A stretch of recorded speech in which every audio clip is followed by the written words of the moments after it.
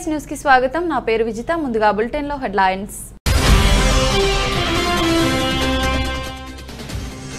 Air craft ప్రమాదం 5 గంటల suspense. కాలిపోయిన స్థితిలో ప్రయాణికుల మృతదేహాలు।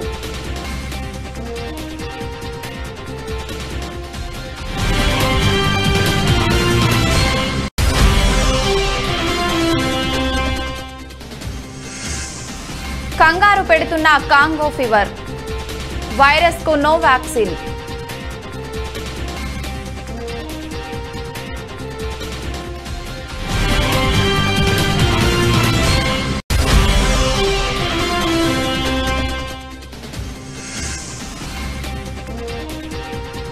మన స్టార్టప్లు సూపర్, మన్ కీ బాత్ లో మోదీ।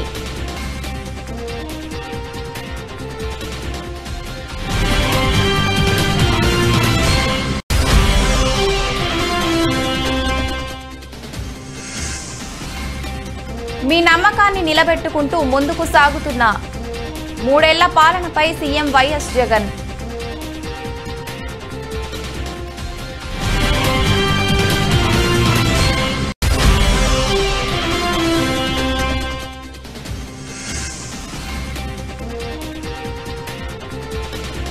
నన్ను చంపేందుకు రేవంత్ రెడ్డి కుట్ర చేస్తున్నాడు, మంత్రి మల్లారెడ్డి।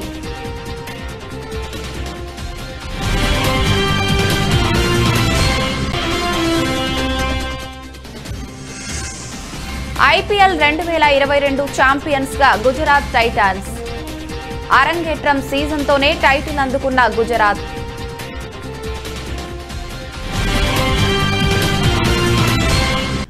గమ్యస్థానానికి చేరుకోవాల్సింది అరగంటలోపే, కానీ నింగికి ఎగసిన పావుగంటకే జాడ లేకుండా పోయింది। 5 గంటల పాటు సస్పెన్స్తో హైడ్రామా నడిచింది। చివరకు ప్రమాదానికి గురైందన్న ప్రకటనతో ప్రయాణికుల బంధువుల రోదనలు మిన్నంటాయి। విషాదాంతంగా ముగిసిన నేపాల్ ఎయిర్ క్రాఫ్ట్ ప్రమాదంలో ప్రయాణికుల మృతదేహాలు పూర్తిగా కాలిన స్థితిలో లభ్యమయ్యాయి। నేపాల్ తారా ఎయిర్లైన్స్ విమాన ప్రమాదంలో శకలాలను సోమవారం ఉదయం గుర్తించారు। ప్రయాణికుల మృతదేహాలు కాలిపోయాయని, కొన్ని మృతదేహాలు అసలు గుర్తుపట్టలేనంతగా ఉన్నాయని పోలీసులు చెబుతున్నారు। నేపాల్ ఆర్మీ రెస్క్యూ ట్రూప్స్తో కలిసి చేపట్టిన ఆపరేషన్ ఆదివారం సాయంత్రం మంచు వర్షం కారణంగా ఆపేశారు। అయితే ఈ ఉదయం సెర్చ్ ఆపరేషన్ ప్రారంభించిన కాసేపటికే మన పతి హిమాల్ కొండ చర్యల దగ్గర శకలాలను గుర్తించారు। ముస్తాంగ్ జిల్లా కోవాంగ్ గ్రామ శివారులో ఈ తేలికపాటి విమానం ప్రమాదానికి గురైంది। 4 భారతీయులతో పాటు మొత్తం 22 మంది ప్రయాణికులు ఈ విమానంలో ఉన్నట్లు నిర్ధారించారు। సోమవారం ఉదయం సానోస్వేర్ వద్ద తగలబడుతున్న శకలాలు కనిపించాయని అధికారులు వెల్లడించారు।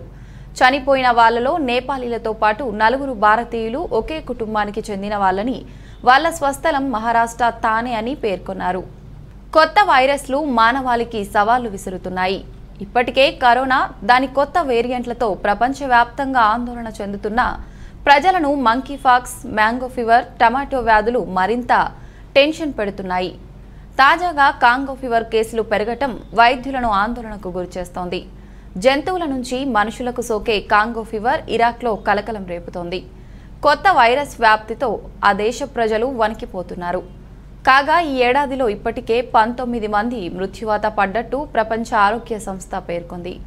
శరవేగంగా వ్యాపించడం, అంతర్గత బహిర్గత రక్తస్రావానికి, ముక్కు నుంచి రక్తం కారటం, దారితీయటం, విపరీతమైన జ్వరం దీని ముఖ్య లక్షణాలు। దీని బారిన పడ్డ ప్రతి 5గురిలో 2 చొప్పున మరణిస్తున్నట్టు పలు నివేదికలు చెబుతున్నాయి।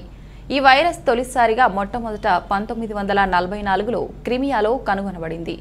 ఈ తర్వాత 1979లో ఇరాక్లోనే వెలుగు చూసింది। ఆఫ్రికా, ఆసియా మధ్య తూర్పు ప్రాంతాల్లో ఎక్కువగానే కనిపించే కాంగో ఫీవర్ వైరస్ ఇరాక్ ప్రజలను అల్లకల్లోలం చేస్తోంది।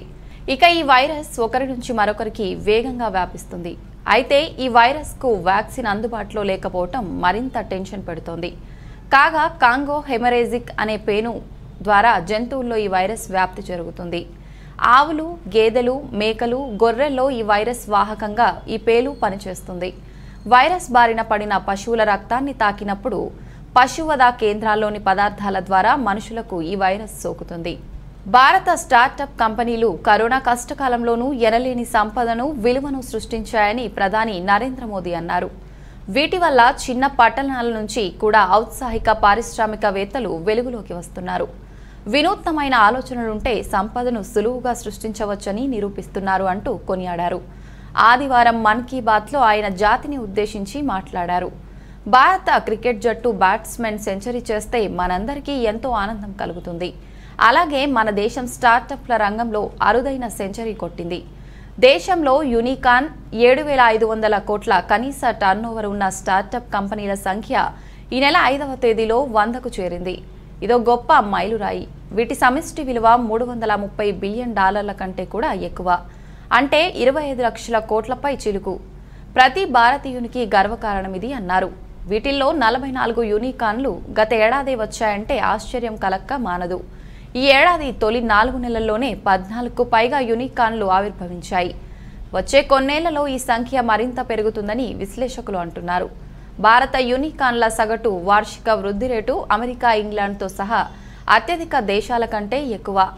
పైగా మన యూనికాన్లు ఈ-కామర్స్, ఫిన్టెక్, ఎడ్టెక్, బయోటెక్ వంటి వైవిధ్య రంగాల్లో విస్తరిస్తుండటం మరింత శుభసూచకం. పైగా స్టార్టప్ల ప్రోత్సాహానికి అత్యంత కీలకమైన సమర్థులైన మెంటర్లు విరివిగా అందుబాటులోకి రావటం మరో సానుకూల పరిణామం అన్నారు.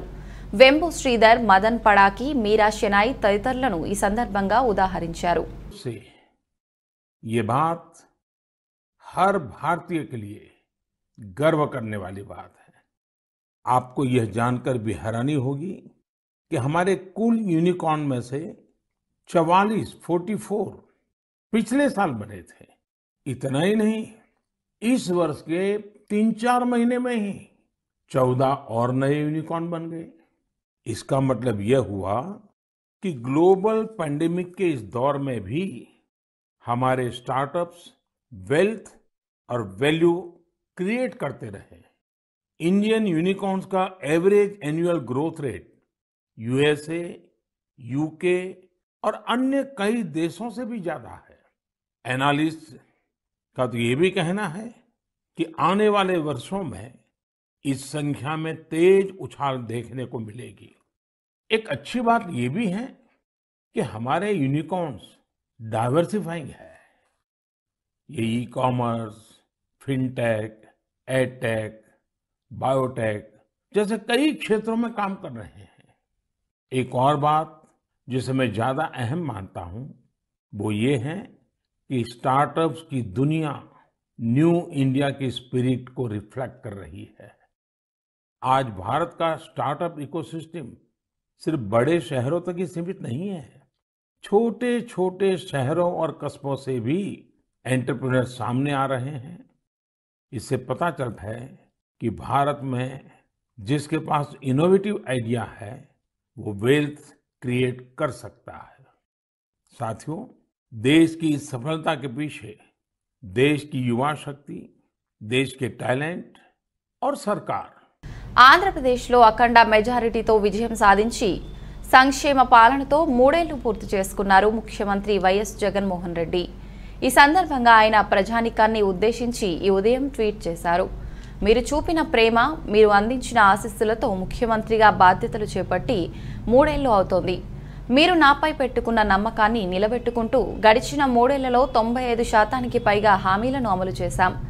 ఎన్నో మంచి పనులకు శ్రీకారం చుట్టాం. రాబోయే రోజుల్లో మీకు మరింతగా సేవ చేస్తానని, మీ ప్రేమాభిమానాలు నాపై ఎప్పటికీ ఇలాగే ఉండాలని మనస్ఫూర్తిగా కోరుకుంటున్నా. మీకు సేవ చేసే భాగ్యాన్ని నాకు కల్పించినందుకు మరొకసారి అందరికీ కృతజ్ఞతలు తెలియజేసుకుంటున్నా అని ట్వీట్ చేశారు ఏపీ సీఎం వైఎస్ జగన్. రెడ్ల సింహగర్జన సభకు హాజరైన మంత్రి మల్లారెడ్డిపై ఆదివారం రాత్రి దాడి జరిగిన విషయం తెలిసిందే. ఈ నేపథ్యంలో దాడిపై మంత్రి మల్లారెడ్డి సోమవారం స్పందించారు. మల్లారెడ్డి మీడియాతో మాట్లాడుతూ, నాపై జరిగిన దాడి వెనుక తెలంగాణ కాంగ్రెస్ పీసీసీ చీఫ్ రేవంత్ రెడ్డి హస్తం ఉంది. రెడ్డిల ముసుగులో నాపై హత్యాయత్నం జరిగింది. రేవంత్ నన్ను చంపేందుకు కుట్ర చేస్తున్నాడు. రేవంత్, అతడి గూండాలను జైలుకు పంపుతామని తెలిపారు.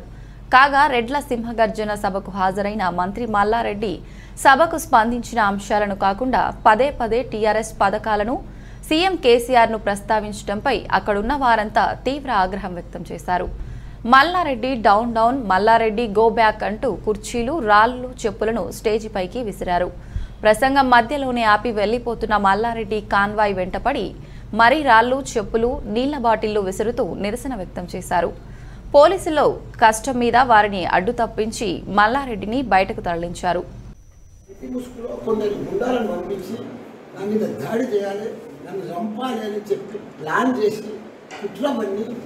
ఎందుకంటే మొన్న 3 దినాల సంది కూడా నేను ఆయనతో ప్రెస్ మీట్ పెట్టిన సొంత దొరుకుతలేదు కదా ఆయన గేడ. ఇది మంచి అవకాశము ఈ రెడ్డి మీటింగ్లలో, రెడ్డిల సభల అని గొప్ప అవకాశం అని చూసి ఆయన లేడు కూడా అమెరికా పోయాడు. నేను లేడు కూడా చేసినా నా పేరు మీద రాదు అని ఇది గొప్ప అవకాశం అని దొంగచాటున నా మీద దాడి చేసి నన్ను చంపాలని ప్రయత్నం చేసి మేము రెడ్డిలం కాదా, మేము టీఆర్ఎస్లో లేమా, నేను మంత్రిని కాదా, మరి దాడి ఎందుకు చేసి చెప్పు, నేనేమన్నా తప్పు చేసినా? దొంగ సాటున గుండాలను పంపించి ఒక 100 మందిని రెడ్డిల ముసుగులో వెనుక కూర్చుండబెట్టి నన్ను హత్య చేయాలి, దాడి చేయాలని. తెలంగాణ పెనుబల్లి మండలం మండలపాడు ఊరు శివారులో గాలి దుమ్ము వల్ల చెట్లు విరిగి మీద పడటం వల్ల కారు ధ్వంసమయ్యింది. ఈ ప్రమాదంలో ఎవరికీ ఎటువంటి ప్రమాదం జరగకపోవడంతో అందరూ ఊపిరి పీల్చుకున్నారు.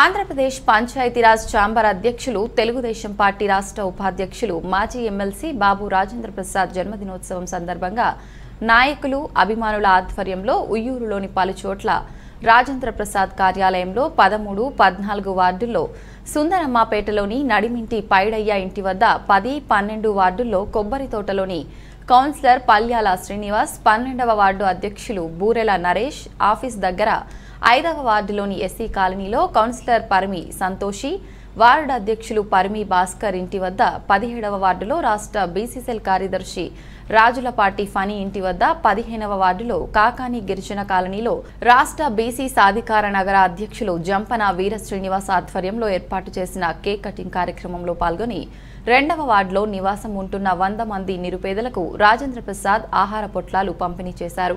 బాపులపాడు మండలం హనుమాన్ జంక్షన్లో జేపీఎల్ క్రికెట్ విజేతలకు ఎమ్మెల్సీ వంశీ బహుమతులు అందజేశారు.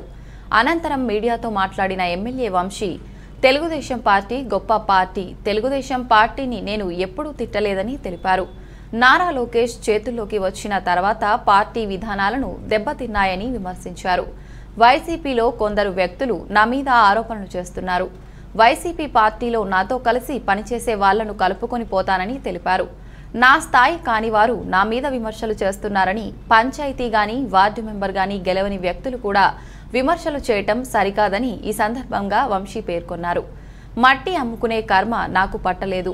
అక్రమ మట్టి తవ్వకాలపై విజిలెన్స్ అధికారులకు జిల్లా కలెక్టర్ చెప్పండి.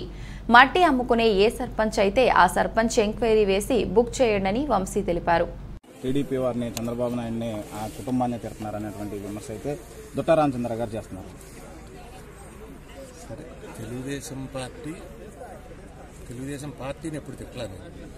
తెలుగుదేశం పార్టీని లోకేష్ బాబు నడిపిన తీరుని తిట్టాం. అంతేగాని తెలుగుదేశం పార్టీ చెడ్డ పార్టీ అనో, తెలుగుదేశం పార్టీని ఎప్పుడు తిట్టలేదు. మీరు రికార్డ్ చూసుకోండి. అది గొప్ప పార్టీ, రామారావు గారు పెట్టారు. దానివల్ల సామాజిక న్యాయంగా అనేక మంది బడుగు బలహీన వర్గాల వాళ్ళు కానీ, రాజకీయ చరిత్ర లేని వాళ్ళు కానీ వీళ్ళందరూ రాజకీయాల్లోకి వచ్చారు. ప్రజలకు సర్వీస్ చేసే అవకాశం వచ్చిందని చెప్పారు చాలాసార్లు. కాకపోతే ఇప్పుడు అది లోకేష్ చేతుల్లోకి వెళ్ళిన తర్వాత దాని విధానం సరిగ్గా లేదనేది విమర్శించారు. దాని మీద రామచంద్రరావు గారికి ఏదంటే బాగా ఆయన నాతో కలిసి వచ్చేవాళ్ళందరినీ కలుపుకెళ్తాను. మీకేమైనా మసాలా కావాలంటే నా పేరు చూపెడితే మీ టీవీ ఛానల్ వేస్తారు. కొంతమంది విమర్శిస్తూ ఉంటారు. వార్డుకి గెలవని వాళ్ళు, పంచాయతీకి గెలవని వాళ్ళు, ఊళ్ళో పార్టీకి వ్యతిరేకంగా చేసి జనసేనకో తెలుగుదేశానికో డబ్బులు ఇచ్చి పంచాయతీ పనిచేసిన వాళ్ళు, పక్కన నియోజకవర్గం శాసనసభ్యుడు సొంత పిన్నిని ఓడించిన వాళ్ళు, వీళ్ళందరూ మాట్లాడితే నేనేం చెప్తాను? వాళ్ళందరి గురించి ఊళ్ళో తెలుసు. నేను తెలుగుదేశం పార్టీలో ఉన్నప్పుడు 2009లో ఈ మండలంలో ఎంత మెజార్టీ వచ్చిందో తెలుసు. 14లో ఈ మండలంలో ఎంత మెజార్టీ వచ్చిందో తెలుసు. అన్నీ కూడా స్టాటిస్టిక్స్ ఉంటాయి, లెక్కలు ఉంటాయి. ఏం చెప్తారు మీరు? మీకు మీకు వ్యక్తిగతంగా నా స్థాయికి తగని వాళ్ళందరికీ ఆరోపణలు నేను సమాధానం చెప్పను. నేను మట్టి వీటన్నిటినైతే ఎప్పుడో చెప్పాను. నాకు అటువంటి అవసరం లేదు, అంత కర్మ లేదు. రెండు, ఇక్కడ మట్టి తీసుకెళ్ళి జక్కాయిపేటలోనో, ఇక్కడ మట్టి తీసుకెళ్ళి కుప్పంలోనో, ఇక్కడ మట్టి తీసుకెళ్ళి పులివెందుల్లోనో అమ్మరు. శాఖలో యువకుడి హత్య కేసును పోలీసులు ఛేదించారు. గాంధీనగర్ ప్రాంతానికి చెందిన రేపాక సాయి తేజ తన స్నేహితులతో కలిసి మద్యం సేవిస్తున్న సమయంలో తలెత్తిన వివాదం కాస్త దాడికి పాల్పడ్డారు. ఈ క్రమంలో ఇదిలా ఉండగా 3 నెలల క్రితం బాక్సర్ రేపాక సాయి తేజ అతని స్నేహితుడు నాని కలిసి గ్రీన్ గార్డెన్స్ రైల్వే క్వార్టర్స్ కి చెందిన బంగారి రాజును మెహతా కాలనీలో చిన్నపాటి గొడవ కారణంగా కొట్టారు. దీంతో ఆ విషయాన్ని బంగారి రాజు తన స్నేహితులు మహమ్మద్ యూసఫ్ ఖాన్, ఎంపలి రవికుమార్, పరదేవ జయంత్, బోరిశెట్టి మోహన్, సంపతిరావు, సురేష్, సీపన సురేష్ అలియాస్ నానికి విషయాన్ని తెలియజేశారు. దీంతో బాక్సర్ సాయి తేజను హత్య చేసేందుకు ప్రణాళిక సిద్ధం చేసుకుని అవకాశం కోసం ఎదురు చూస్తున్నారు. May at Maripalam railway grounds, when in the night 2 o'clock around, one deceased named Rebecca Sai Teja was murdered by 8 identified accused by prior planning. The weapons of attack which were seized after investigation consist of a knife, sticks, iron rods and spades. The deceased suffered injuries of a lacerated wound nature behind head, stab wounds both at back and chest, and cut injuries on both hands. I'll just read the names of the accused. Out of 8 accused, till now the ACP Pentarao Garu and his team of inspectors are successfully have catched 7 of the accused named Bangar Raju, Yusuf Khan, Ravi Kumar, Jayant, Mohan, Suresh and Nani. One juvenile who is 8 is yet to be apprehended. Called the deceased to come to railway grounds in the Maripalam to settle their issues. On that, this deceased along with his 4 friends went there where this all 8 accused were ready with a prior plan with these weapons. Their altercation happened from both the sides, and on seeing the altercation after that, except deceased, all his friends were managed to escape, and the deceased was chased by these 8 accused from in front of a railway quarter open space till the water tank near the railway ground end. So there they attacked him with murder weapons, and there he died.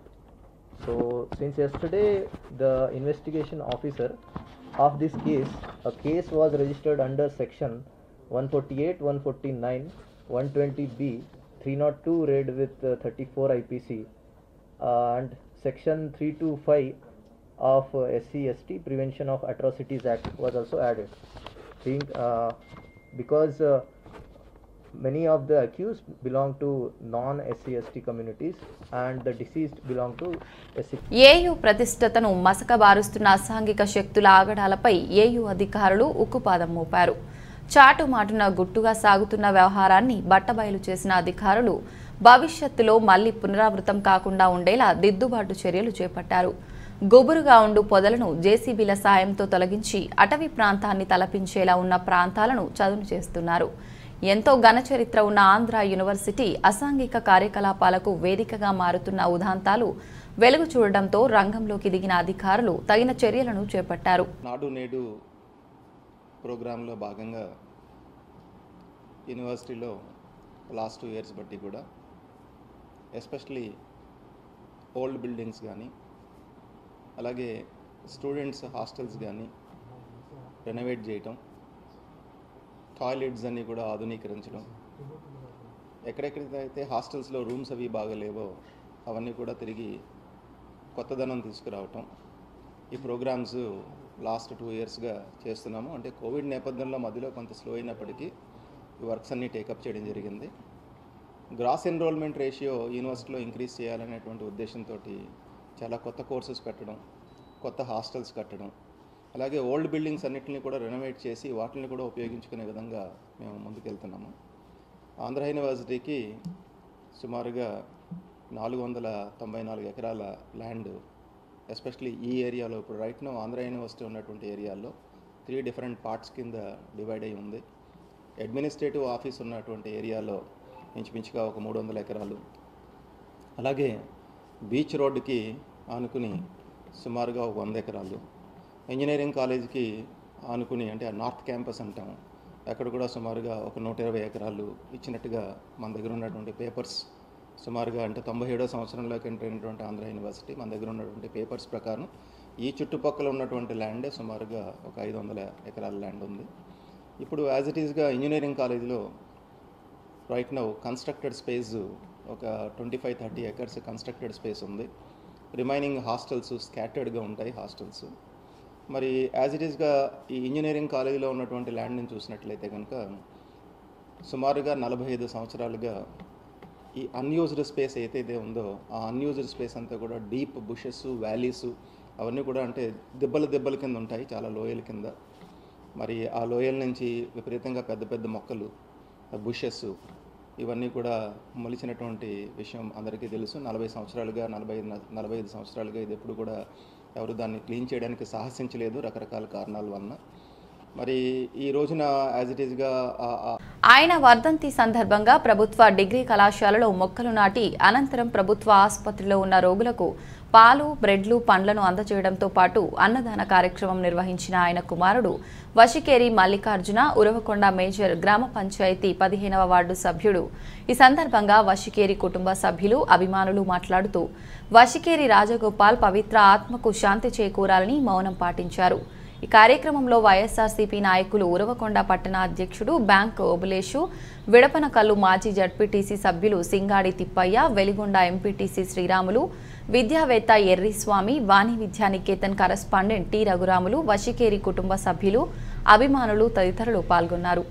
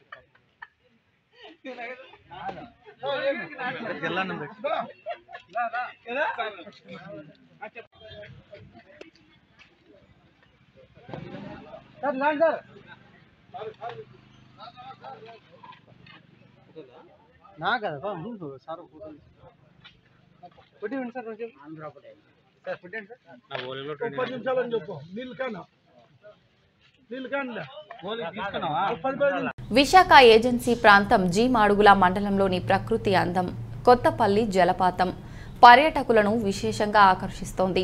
జలపాతం అందాలను తిలకించేందుకు దూర ప్రాంతాల నుంచి చాలా మంది నిత్యం తరలి వస్తున్నారు. కనుచూపు మేరంతా పచ్చదనం మధ్యలో చూడచక్కని జలపాతం. జీ మాడుగుల మండలంలో ఉన్న కొత్తపల్లి జలపాతం. హోయలు పోతున్న ఈ ప్రకృతి అందాన్ని చూసేందుకు దూర ప్రాంతాల నుంచి పర్యాటకులు పెద్ద సంఖ్యలో వచ్చి సందడి చేస్తున్నారు. స్నేహితులు, బంధువులు, కుటుంబ సభ్యులు, వారు వీరు అని తేడా లేకుండా, చిన్న పెద్ద తారతమ్యం లేకుండా జలపాతం వద్ద తడుస్తూ సందడి చేశారు. జలపాత అందాలు కెమెరాల్లో బంధించేందుకు ఉత్సాహం చూపించారు. సెల్ఫీలతో యువతీ యువకులు హంగామా చేశారు.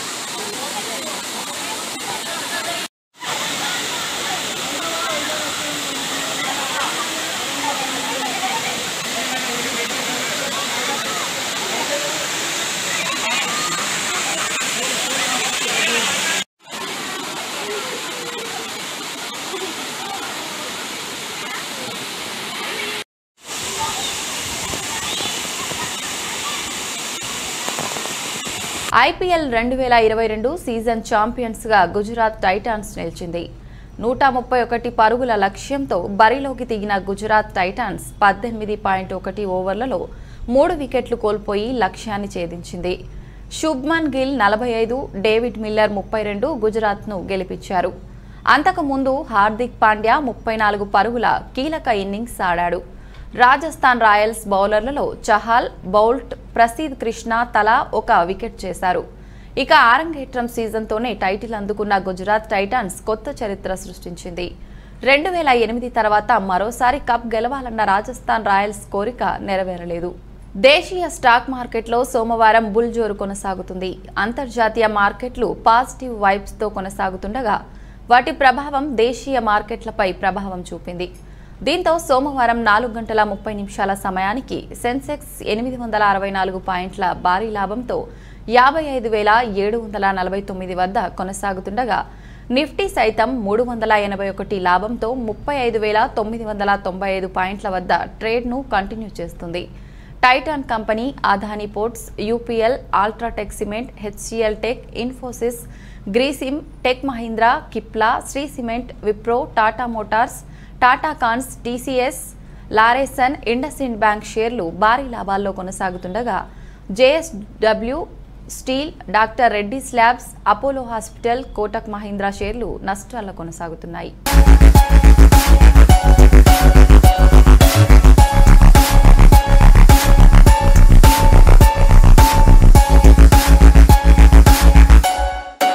బులెటిన్ ముగించే ముందు హెడ్లైన్స్ మరొకసారి.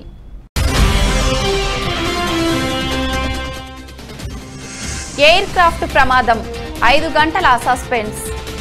కాలిపోయిన స్థితిలో ప్రయాణికుల మృతదేహాలు.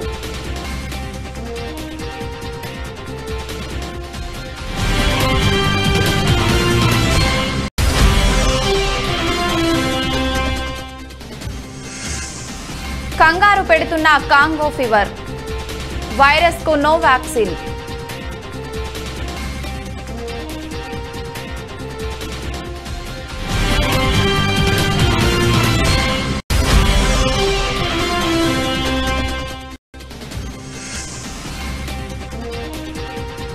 మన స్టార్టప్లు సూపర్, మన్ కీ బాత్ లో మోదీ.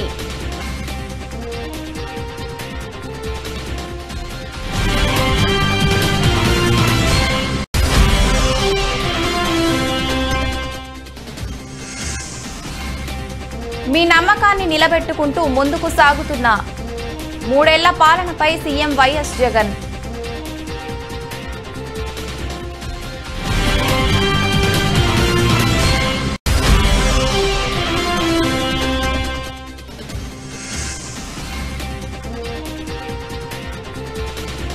నన్ను చంపేందుకు రేవంత్ రెడ్డి కుట్ర చేస్తున్నాడు, మంత్రి మల్లారెడ్డి.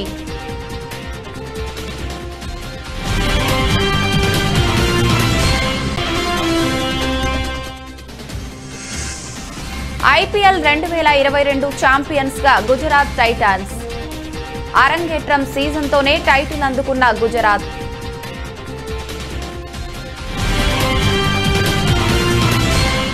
ఇది వాటి బులెటిన్. మరొక బులెటిన్లో మళ్ళీ కలుసుకుందాం. అంతవరకు సెలవు, నమస్కారం.